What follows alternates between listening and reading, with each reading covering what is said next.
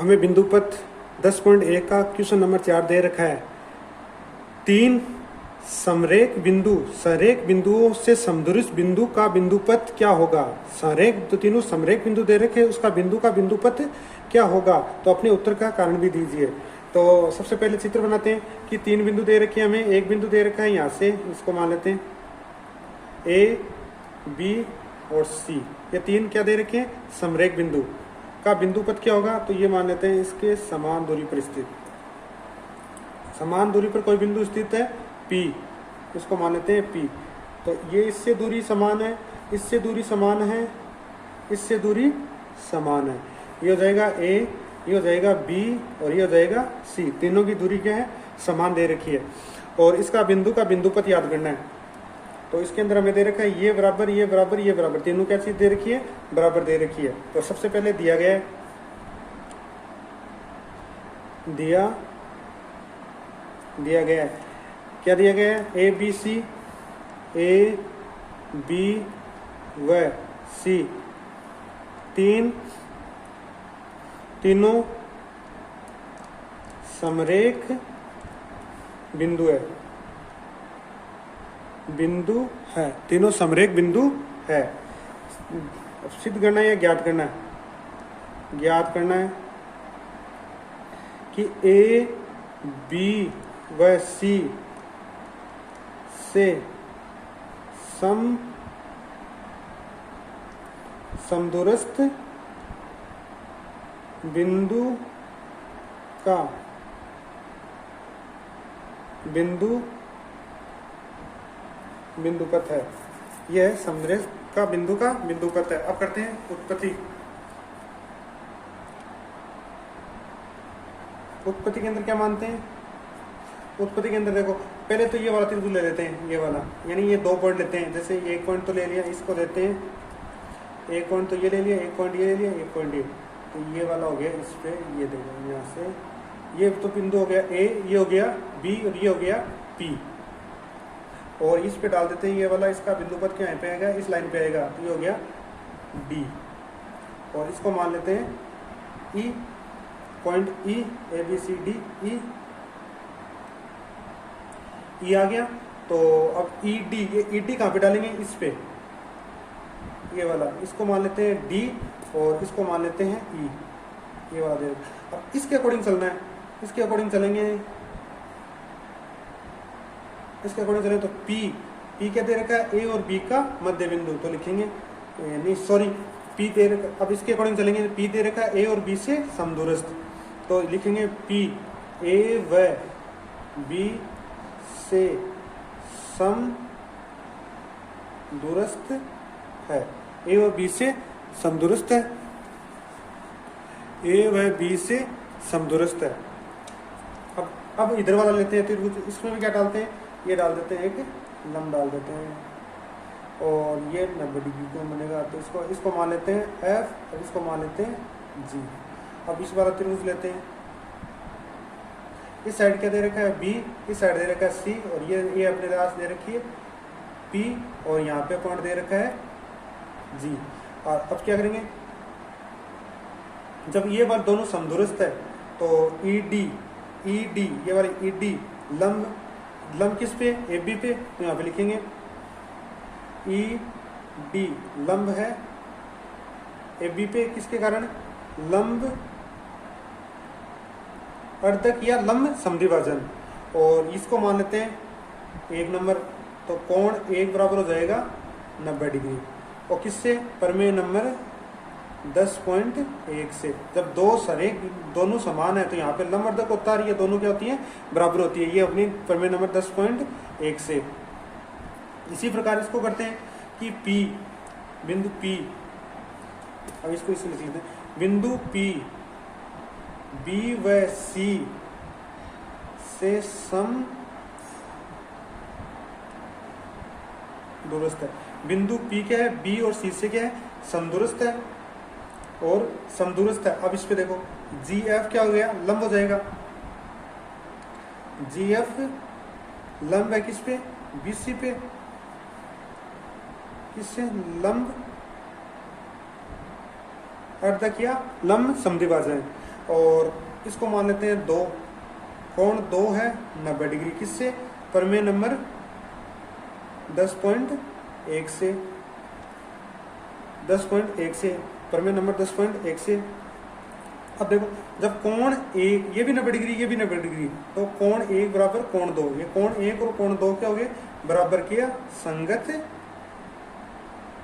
कोण, संगत कोण। अगर संगत कोण बराबर है तो क्या हो जाएगा? ईडी समांतर हो जाएगी जीएफ, ईडी समांतर ये हो जाएगी ईडी समांतर हो गई जीएफ। अगर ये दोनों समांतर है तो एबीसी का बिंदु पथ नहीं होगा। तो यहाँ पे लिखेंगे ए बी सी का कोई बिंदु पथ नहीं होगा, यानी कि इसका क्या होगा? कोई बिंदु पथ नहीं होगा। अब वापिस देखना कैसे किया। इसके अंदर 3 समरेख बिंदु दे रखे ए बी सी, ए बी सी दे रखा है, यहाँ से इस पे लंब डाल दिया, यहाँ पे इस पे लंब डाल दिया, तीनों बिंदु समरेख दे रखी है, दोनों बराबर दे रखे। पहले ए बी से समान दूरी पर क्या है? ई है, तो ईडी लंब किस पे? ए बी पे। और इसी प्रकार बी सी लंब है किस पे? जी एफ, ये जी एफ लंब है बी सी पे। अगर कोण 1 बराबर कोण 2 गया, दोनों संगत कोण है, तो ये दोनों क्या हो जाएंगे? बिंदु का बिंदु पथ नहीं है। इसके बाद चलते हैं exam question number 5। Question number 5 दे रखा है, सिद्ध कीजिए कि ए बी बिंदु से होकर जाने वाले वर्तों को केंद्र का बिंदु पथ एक रेखाखंड ए बी का लंब अर्धक है। तो हमें सबसे पहले बनाएंगे ए बी रेखा बनाएंगे, ये ए बी रेखा दे रखी है, उन दोनों से वर्त खींचेंगे। ऐसे इसका वर्त मान लेते हैं, ये वाला इसका वर्त ये आ गया, और ऐसे ही एक वर्त यहाँ से,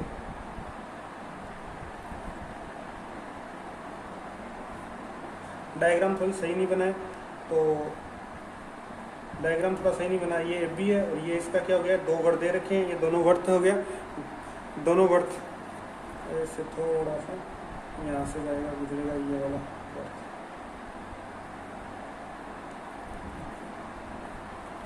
वर्त हो गया। ये 2 वर्त दे रखे हैं, इसका केंद्र बिंदु मान लेते हैं P, इसका केंद्र बिंदु मान लेते हैं क्यों? दोनों के केंद्र बिंदु O।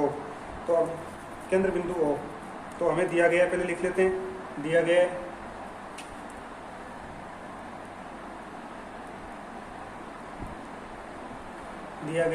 दो बिंदु A और B, ए और बी से P व Q को केंद्र वाले वर्त गुजरते हैं। एक तो ये P वाला केंद्र से यहाँ से वर्त गुजरा, एक ये Q वाला, एक यहाँ से। ये डायग्राम थोड़ा सा सही नहीं बना है, तो इसको थोड़ा सा देख लेना। ये 2 वर्त है, ये दोनों वर्त बने, तो P व Q वाले वर्त से गुजरा। सिद्ध क्या करना है?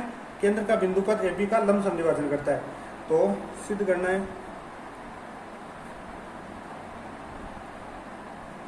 सिद्ध क्या करेंगे? दोनों वर्त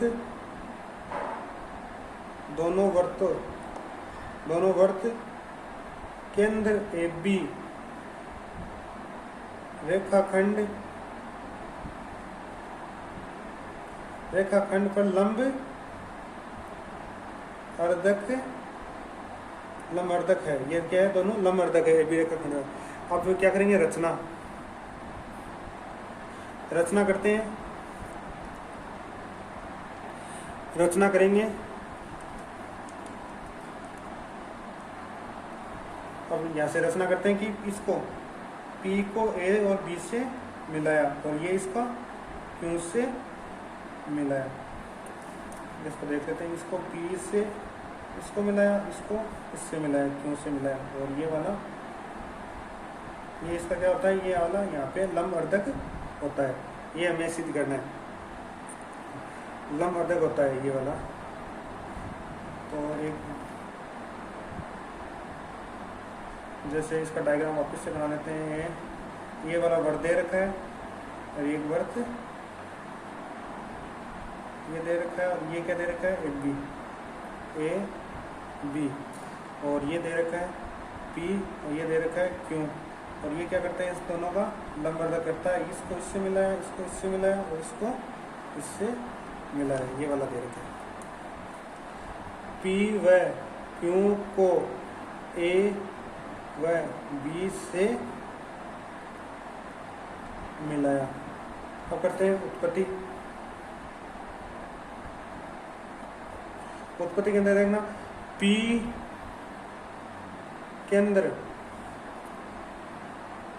वाले, P केंद्र वाले, ये वाला P केंद्र वाले वर्ग से, इसमें क्या दे रखा है, AB बराबर है BP, यहाँ से ये दोनों क्या है बराबर, AP बराबर है BP, क्यों है, वर्ग की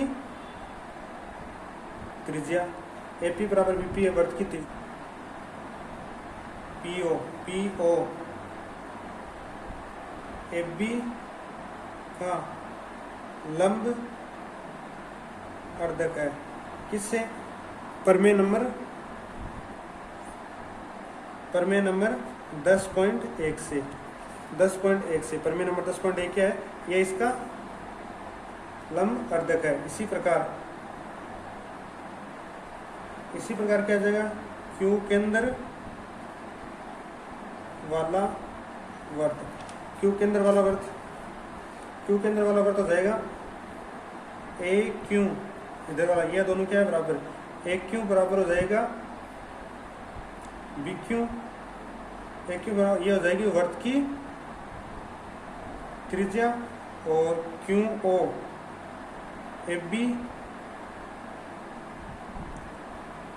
AB का लंब अर्धक है,